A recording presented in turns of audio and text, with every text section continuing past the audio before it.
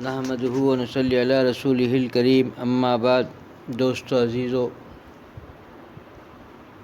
دنیا میں جتنے اللہ تعالیٰ کے نافرمانی والے اعمال ہیں، اس کو جو ہے چاہے کوئی بھی کہہ لے، وقت کا بادشاہ کہہ لے، اس کی رعایت میں، یا ماں باپ کے کہنے سے ان کی رعایت میں، یا چاہے کوئی جعلی پیر بھی ہو جائے وہ کہہ دے، اس کے بھی رعایت میں نہیں کرنی چاہیے۔ سب سے بڑا حق اللہ تعالیٰ کا حق ہے۔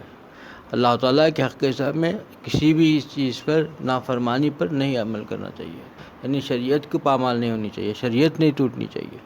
جتنی دنیا میں نافرمانی والی چیزیں ہیں، یہ کسی کے کہنے سے بھی نہیں کرنی چاہیے، چاہے کون بھی کہتا ہو، چاہے وہ بادشاہ وقت بھی کیوں نہ ہو، چاہے وہ ماں باپ بھی کیوں نہ ہو، چاہے وہ آپ کا ایسا جعلی پیر بھی نہیں، کیونکہ پیر سے تو خدا ملتا ہے، پیر جو خدا کے خلاف چلا جائے وہ پیر ہے ہی نہیں، اسی لیے جعلی پیر کا جب لفظ استعمال کیا گیا کہ ہو ہی نہیں سکتا۔ انسان جو ڈٹ جائے، دین پر ثابت قدم ہو جائے، اللہ کی مدد و نصرت بھی ہو جاتی ہے۔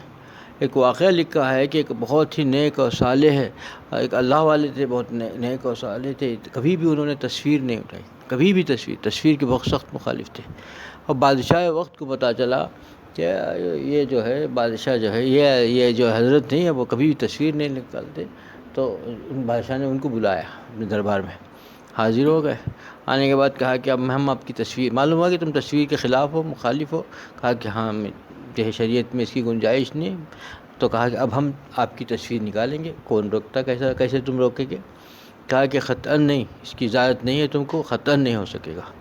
تو کہا کہ بھائی جب بھی بادشاہ سے کہہ دے کہ تم کو اجازت نہیں ہو اور تم کر نہیں سکتے، تم نہیں کرنے چاہیے، تو بادشاہ کو آ گیا غصہ، تو تھا ہی وہ بس دنیا ایسا بادشاہ کہ فوراً جو ہے قتل کرنے کا حکم دے دیا۔ بہانے ڈھونڈتے ہیں وہ لوگ جو بادشاہ ہوتے ہیں نا، ایسے انہوں نے قتل کرنے کا حکم دے دیا کہ بھئی یہ مجھ سے اتنی جرت سے بات کر رہا ہے، میرے دربار میں آ کر کے قتل کر دو۔ جلاد آ گیا، جلاد کو بلایا گیا، قتل کرو ابھی اسی وقت۔ جلاد جیسے ہی تلوار نکالی، انہوں نے کہا یہ اللہ سے فوراً، کیونکہ اللہ کے وہ تھے، انہوں نے فوراً اللہ طرف جو ہے سر نیچے کیا اور کہا کہ الباطن، جیسے ہی کہا باطن مجھے ختم، چھپ گئے۔ اب تلوار نکال کر پریشان، انہوں نے کہا کہ ارے بادشاہ پناہ، یہ کہاں غائب ہو گئے، آدمی غائب ہو گیا، کہاں گیا یہ؟ تو کہا کہ نام لینے سے پھر تھوڑی دیر کے بعد وہیں تھے، نظر نہیں آیا، پھر الظاہر کہا آ گئے۔ بادشاہ دیکھا، پھر کہا کہ نالائق میرے دربار میں کھڑ کر کے میرے سے تماشا کر رہا ہے، پھر قتل کر دو۔ پھر جیسے ہی کہا، پھر الباطن کہا، پھر غائب ہو گئے، پھر تھوڑی دیر میں پھر ظاہر ہو گئے۔ 3 مرتبہ ایسا معاملہ ہوا، تو بادشاہ جب آئے تو دوڑ کے آ گیا، پیر پکڑ لیا، پیر پکڑ کے کہا کہ اللہ کی قدرت اتنی ایسی قدرت ہے، اللہ کی ایسی مدد میں نے اپنے آنکھوں سے دیکھا ہے، مجھے معاف کر دیجیے۔ یہ بتانا یہ تھا کہ بھئی انسان کوشش کرے، پہلے دین پر ثابت کرے۔ ہم لوگ کیا کرتے ہیں، پہلے اللہ کی نصرت آ جائے، بعد میں ہماری ہمت آتی ہے۔ ہمت پہلے کرنی چاہیے دین میں، چونکہ اللہ نے ہم کو کچھ جو ہے ہمارے لیے کچھ چیزیں مکلف بنایا ہے، تو ہم کو کوشش تو کرنی چاہیے۔ حضرت یوسف علیہ السلام سے ہمیں سبق لینی چاہیے کہ سارے دروازے بننے، سارے اسباب بننے، کچھ نہیں راستہ، لیکن دوڑ لگائی، پتہ ہے آنکھوں سے دیکھا ہے، ایسا بھی نہیں کہ بھئی ان کو معلوم نہیں ہے یا پھر نہیں تو سنا ہے، یعنی آنکھوں سے اپنے دیکھا ہے کہ دروازوں کے اندر دروازہ سورہ کفل، ایسے تالے لگ رہے ہیں جو ایسے تالے نہیں، بادشاہ کے محل کے تالے ہیں، اور تالے تو پتہ ہیں کیسے کھل سکتے ہیں، کھل ہی نہیں سکتے، وہ معمولی چیز ہے، اس زمانے کا مضبوط تالے، اور ایک تالا نہیں ہے کمرے کے اندر، ہر تالے کے اندر تالا کرنی، دروازے اتنے دروازوں سے، سارے دروازے بند، ایک دروازے سے گزرنا نہیں ہے کمال، اتنے دروازے، لیکن انہوں نے ہمت کر کے دوڑ لگائی۔ بس اللہ تعالیٰ یہی چاہتے ہیں کہ تم دین پر ثابت قدم رہو۔ اللہ تعالیٰ کا ہم کو یہ نہیں دیکھنا کہ ہمارا سارا زمانہ، ہمارا ماحول کتنا مخالف ہے ہم سے، ہم کو یہ دیکھنا ہے کہ اللہ تعالیٰ کی جو کام دیا ہم کو کرنا ہے۔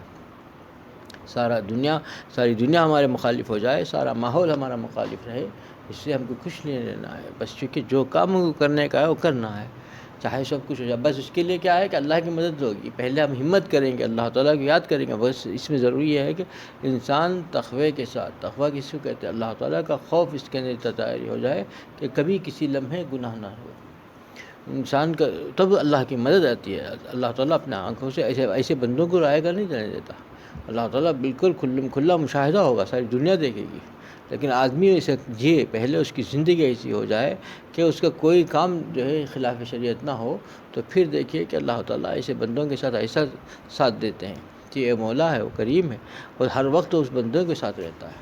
اور وہ کریم ذات کا کام اس نے یہی فرمایا کہ تمہارا جتنا مکلف ہے، جیسے طریقے سے ہم نے جتنا مکلف جتنا ہم کو دیا ہے اس پر کریں کام۔ آدمی جتنا چیز کی ہے، جتنی کام کیا ہے اس پر آپ کریں گے تب اللہ تعالیٰ کی مدد آئے گی۔ انسان کوشش تو کرنی چاہیے۔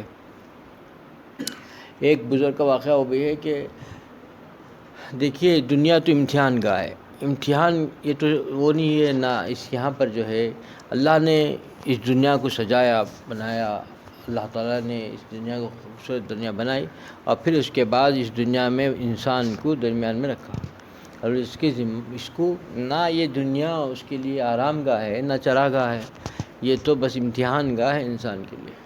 اس میں آ کر کوئی نالائق اپنے یعنی شہوت اور پیٹ کی بھوک کی سمجھ گیا تو بہت بڑا نادان ہے۔ یہ تو امتحان ہے، ہر وقت امتحان میں ہے بندہ۔ انسان امتحان کے گاہ میں ہے تو وہ سوچنا چاہیے کہ امتحان گاہ میں کیسا رہنا چاہیے۔ جس حال میں رکھے اس میں اللہ تعالیٰ کسی کو دے کے آزماتا ہے، کسی کو لے کے آزماتا ہے، کسی کو روٹی یعنی روٹی کا محتاج ہوتا ہے، ایک نوالے کا محتاج ہے، اس میں بھی دیکھ رہا ہے اللہ تعالیٰ، اس کو امتحان لے رہا ہے، اس کا جو ہے صبر کا امتحان ہے۔ کسی کو مال و دولت ایسا فراوانی ہے کہ مال و دولت کو اسے گننے بھی نہیں ہو رہا ہے، رکھنے نہیں جگہ ہے، اس کو جو ہے اس کے شکر کا امتحان ہے، کہ اسے بھی امتحان ہے کہ وہ کیا کرتا ہے، اس مال کا کتنا امین ہے وہ، کہ مال تو خدا کا ہے، یہ اس کے پاس امانت ہے، اس کا کتنا امین ہے، تو اس کو بھی امتحان، اس کا بھی امتحان ہے، اس کا بھی امتحان ہے۔ آدمی تو یہ دنیا امتحان گاہ ہے، ہر اعتبار سے امتحان ہے۔ ایک بزرگ جو ہے بہت آرزو تمنا کے ساتھ جو ہے حرمین شریفین پہنچے، حرمین شریفین جانے کے بعد طبیعت خراب ہو گئی، اتنی طبیعت خراب ہو گئی کہ کعبۃ اللہ کو جا کر کے مسجد اس تک جا نہیں سکے، حرم شریف جا نہیں سکے، وہ طواف کر نہیں سکے۔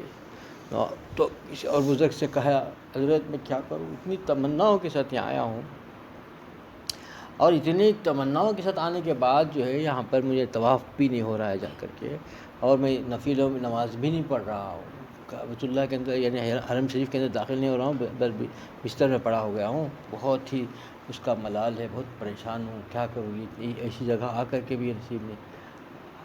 چونکہ اللہ والے ہوتے ہیں نا، ان کے ہر بات بہت ہی گہری ہوتی ہے، انہوں نے بڑی پیار سے سمجھا جائے کہ اللہ والوں سے پاس ان کا پہنچ ہوئی، انہوں نے فرمایا کہ ان سے کہا کہ ارے میاں تم کیا سوچتے ہو، تم جا کے جو طواف کر رہے ہو کس لیے کرنا چاہتے ہو، جا کے وہ نوافل جو پڑھنا چاہتے ہو کس لیے پڑھنا چاہتے ہو، تو اس کہ اللہ کی رضا کے لیے ہے، تو اللہ کی رضا اگر تم کو بستر میں ہے تو پورے ثواب تو یہاں بیٹھ کر ملے گا، تم کو بستر میں خدا نے ڈالا ہے، تو یہاں پہنچ کر کے تم جو طواف کرنے کا ثواب اور جو نوافل پڑھنے کا ثواب جو کعبۃ اللہ میں ہے وہ یہاں گھر بیٹھے بستر میں پڑھ کے ملے گا، کیونکہ خدا نے رکھا، تم کو امتحان ہے، وہاں بھی امتحان ہے، تم جا کے طواف کرو گے بھی تو امتحان میں ہو، تم جا کے نوافل پڑھ رہے ہو کعبۃ اللہ کے اندر تو بھی امتحان میں ہو، اور بستر میں آج پڑے ہوئے ہو، وہاں جا بھی نہیں سک رہے ہو، نہ طواف کر رہے ہو، نہ نوافل پڑھ سکتے ہو تو بھی امتحان میں ہو، تو تم کو جس حال میں خدا رکھے وہاں پر تم امتحان میں ہو، تو اس امتحان میں کامیابی کر لو، تم اپنے امتحان میں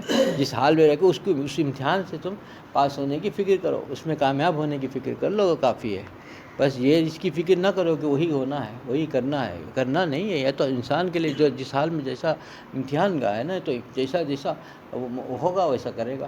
آج ہمارا حال کیا ہے، کیا دیکھیے اب کوئی آدمی سفر میں نکلتا ہے تو سفر میں نکلنے والا انسان تو سوچتا ہے کہ بھئی اب سفر میں جاتا ہے، ارے بھائی سفر میں کیسا رہیں گے، اب گھر کے اندر جیسا رہتا آسائش آرائش جو ہے وہ بات تو ملے گی نہیں، اتنے کھانے پینے تو اسے ملیں گے نہیں، سفر میں جو ملتا ہے وہ کھا لیتا ہے، جہاں رہتا ہے بستر نہ ملے نیچے سو جاتا ہے، پلنگ نہ ملے نیچے لیٹ گیا، اور جو ہے اے سی نہیں رہی فین میں سو گیا، جیسا ملا جیسا سو جاتا ہے، کیونکہ یہ سمجھتا ہے کہ میں مسافر ہوں، سفر میں جا رہا ہوں، سفر میں کوئی آرام نہیں ملتا، کیونکہ دماغ میں بیٹھ گیا کہ سفر میں پہلے سے دماغ میں بیٹھا ہوا ہے، سفر میں تو ایسا گھر کا آرام تھوڑی ملے گا، اور یہاں جیسا ہوگا ویسا اس کو جو ہے ہم گزارا کر لیں گے، اور اسی گزارا کرنا ہے، سفر ہے، پھر ہم اپنے گھر پہنچیں گے تو پھر آرام پائیں گے، یہی بات دنیا کے لیے ہے. یہ دنیا بھی جو ہے مسافر خانہ ہے. یہاں اگر انسان سمجھ لے کہ یہ جہاں کچھ جیسا اللہ نے رکھا اس پر راضی ہوں, جس طریقے پر جو دیا اسے کھا لوں, کیونکہ یہاں تو رہنا ہے نہیں, میں مسافر ہوں. یہاں مجھے آرائش و آسائش و زیبائش کے لیے نہیں ہوں, یہ جگہ ہے ہی نہیں. اور میرے لیے جو کچھ بھی ہے وہ آخرت کا ہے, وہاں پر ملے گا. میرا اپنا گھر تو آخرت کا گھر ہے, میں تو آخرت کو جا کے جانا ہے. ہمارے کیا ہے, آدم علیہ السلام کہاں سے آئے؟ دادا اجداد تو جنت سے آیا. کو پھر جنت کو جانا ہے مسلمانوں کو, تو پھر جہاں سے آئے اپنا گھر تو جنت ہے. جنت کو جانے کے لیے درمیان میں مسافر خانہ ہے. ہم وہاں سے آئے ہیں, اب بھی درمیان میں مسافر ہیں. تو ہماری یہ مختصر سی زندگی بس اللہ تعالیٰ نے جس حال میں رکھا اس سے راضی رہنا چاہیے. بس اتنا خیال رکھیں کہ اس زندگی میں کسی کے یعنی اللہ تعالیٰ نے جس چیز کو نہ کرنے کا حکم دیا ہے, جو اللہ کے نافرمانی والے اعمال ہیں, اس کو چاہے کوئی کہہ لے, چاہے وہ کوئی بھی ہو جائے, وقت کا بادشاہ ہو یا ماں باپ ہو, استاد ہو یا جعلی پیر ہو, کوئی بھی کہہ لے, اللہ کی نافرمانی کرنے کے لیے ہرگز تیار نہیں ہونی چاہیے. آج دیکھیے کہ اچھے گھرانوں میں اچھے لوگوں کے اندر جو ہے تصویر کشی عام ہو گئی ہے. کچھ برا ہی سمجھتا نہیں. اچھے لوگوں کے اندر دیندار سمجھنے والے بھی تصویر کو عام سمجھ کے کیسے عام ہو جائے, کیسے جائز ہو جائے گی. جہاں مجبوری میں جو ہے فقہا نے اجازت دی حج کو جانا ہے, تصویر فوٹو وغیرہ اٹھائے, بس پاسپورٹ ملا نہیں سکتے اور فوٹو نکالنا ہے, وہاں تو مجبوری میں ہے, وہ بھی دین کے ذریعے ضروری ہے, دین کا کام کرنے کے لیے ضروری ہے, تو وہاں تو اجازت دے دی. لیکن یہ آج جو فوٹوگرافی اور اتنا عام ہو گئی ہے, اتنے عام ہو گئی, اس کو برا سمجھنا بھی چھوڑ دیا ہے. اچھے لوگ اپنے فونوں میں وہ تصویر نکال رہے ہیں, اور اپنے بچوں کی, اپنے گھروں کی, اپنے گھر والوں کی خود نکال رہے ہیں. پھر کیسے دیندار ہو سکتے ہیں؟ اللہ تعالیٰ کی ایک بھی نافرمانی جو کرتا ہے پھر اللہ خدا کو پا ہی نہیں سکتا. یہ بھی نافرمانی ہے. یہ چھوٹا جرم ہے, چھوٹا گناہ ہے نہیں. ہر گناہ اللہ کی نافرمانی ہے. اللہ کی نافرمانی جو کرے گا پھر خدا کا بن ہی نہیں سکتا. جب تک کہ وہ 100% اللہ کی نافرمانی سے بچے گا, اللہ تعالیٰ کو ناراض نہ کرے گا, اسی وقت خدا کو پا سکتا ہے. آج ہم میں سے ہر آدمی غور کر لے کہ ہمارے اندر کتنے جو ہے ایسے کام ہو رہے ہیں جو خدا کو پسند نہیں ہیں. کتنے کام ہیں. اور یہ چیز جب ہم اس کو اتنا معمولی سمجھ لیا, اور اس جرم کو یعنی اللہ کی نافرمانی ہے پھر بھی اس کو معمولی سمجھ لیا, اور اس کو کچھ نہیں ایسا سمجھ لیا کہ سب ہو رہا ہے, سب کر رہے ہیں, یہ غلط ہے. جبکہ خدا کو پانا ہے, ہم خدا کو پانا ہے, خدا کو خوش کرنا ہے. یہ زندگی عارضی ہے, تو خدا کو پانے کے لیے اس کی جو ہے اس سے نفرت پیدا ہو. ہر گناہ سے, اللہ کی نافرمانی والی ہر چیز سے, گناہ سے نفرت ہو جائے. نفرت کے درجے تک جو ہے اسے دور ہونی چاہیے. خالی سے دور نہیں, نفرت تک اس کے اندر نفرت پیدا ہو جائے اس چیز سے. جو چیز خدا کو پسند نہیں, جس چیز کے شریعت میں اجازت نہیں, اس سے نفرت ہو جائے. وہ چیز نفرت کے درجے میں چلے جائے, تبھی تو اس کے اندر جو ہے اللہ تعالیٰ کی محبت پیدا ہوگی. جب محبت ہو گئی کہ خدا کے دو حق ہیں, ایک محبت ہے, اس کی ایک محبت کا حق ہے, ایک عظمت کا حق ہے. محبت کا حق کیا ہے کہ اس کی جو ہے اطاعت میں سب کچھ کر گزرے, اس کی اطاعت میں لگ جائے. اور اس کا عظمت کا حق کیا ہے, گناہوں سے بچ جائے. یہ دو چیزیں ضروری ہیں. اللہ کے دو حق ہیں, دو حق کا اندر اجماع کر دیا تو اللہ کا پیارا بن جائے گا. اللہ مجھے بھی اس عمل کی توفیق عطا فرمائے, آپ لوگوں کو اس عمل کی توفیق عطا فرمائے. وآخر الدعوانا الحمدللہ رب العالمین.